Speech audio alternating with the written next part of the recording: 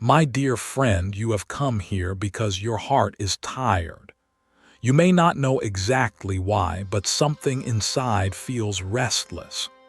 The mind keeps reaching, scrolling, tasting, chasing, repeating. Pleasure comes quickly and fades just as quickly. Then the hunger returns again and again. This is not your fault. You are not broken. You are simply human, living in a world that feeds the senses without rest. The brain learns to crave small rewards, bright lights, sweet tastes, and endless novelty. This craving is often called addiction to dopamine, but do not cling to the word. What matters is the experience of wanting, grasping, and never feeling full.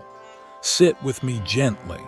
Let us breathe together in this quiet space. There is nothing to fix right now. There is only understanding. In the teachings of the Buddha, suffering begins with craving. Craving is the thirst that says, I need more to be happy. It whispers that peace will come after the next pleasure. But peace never arrives that way. The pleasure fades and the thirst grows stronger. Observe this in your own life. Notice how excitement rises and falls.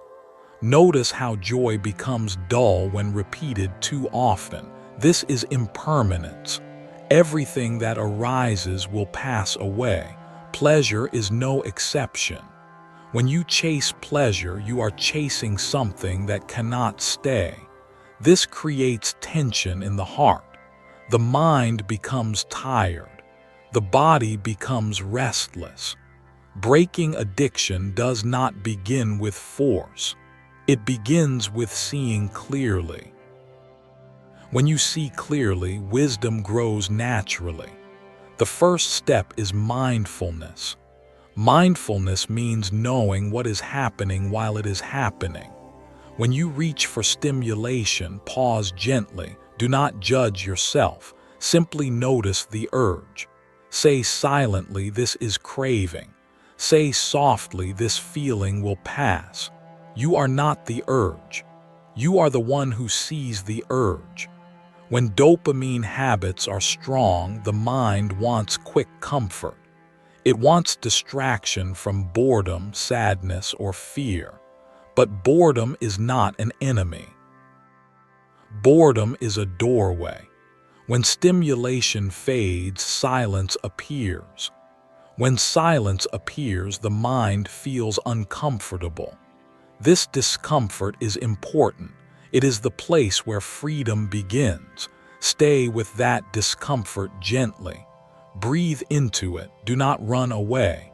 Do not feed it more noise. You may feel restless at first. The body may ask for movement. The mind may ask for pleasure. Let these feelings come and go like clouds. This is training, not harsh training, but loving training. The Buddha taught the middle path. This path avoids indulgence and avoids suppression. You do not need to destroy pleasure. You only need to stop being owned by it. Eat with awareness. Use technology with awareness. Rest with awareness. Enjoy with awareness. When you enjoy something mindfully, it does not enslave you. When you consume without awareness, attachment grows. Slow down your life. Eat slowly. Walk slowly. Listen deeply. The nervous system heals through slowness. The heart heals through kindness. Each day creates small spaces without stimulation. Sit quietly for a few minutes. Look at the sky. Feel your breath. At first, the mind will complain. Let it complain. You do not need to obey every thought.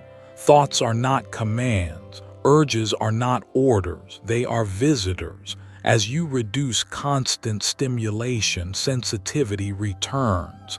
Simple things become beautiful again. A cup of tea becomes enough. A quiet moment feels rich. This is not loss. This is recovery. Understand that dopamine addiction often hides pain. Be gentle with that pain. Meet it with compassion. Place a hand on your heart. Say silently, "May I be at ease." Say softly, "May I be free from suffering." When you care for yourself this way, the need for escape decreases. The mind learns a new reward, the reward of peace, the reward of presence. This reward does not spike and crash, it settles, it stays. Remember impermanence often. Pleasure fades, pain fades, urges fade. Nothing needs to be clung to.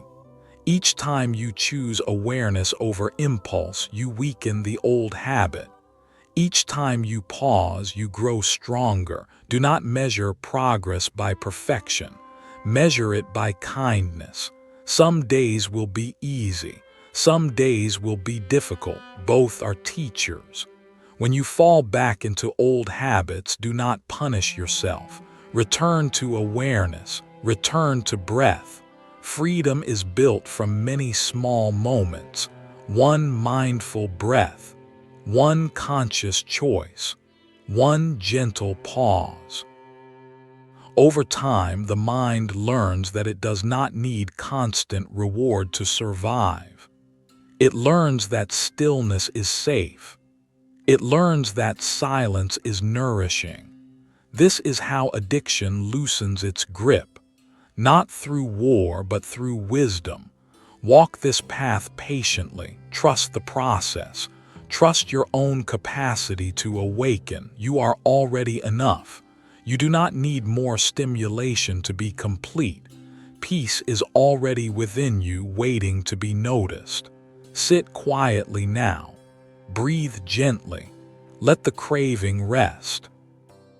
This is the path of inner freedom. This is the end of suffering. Namo Buddhaya.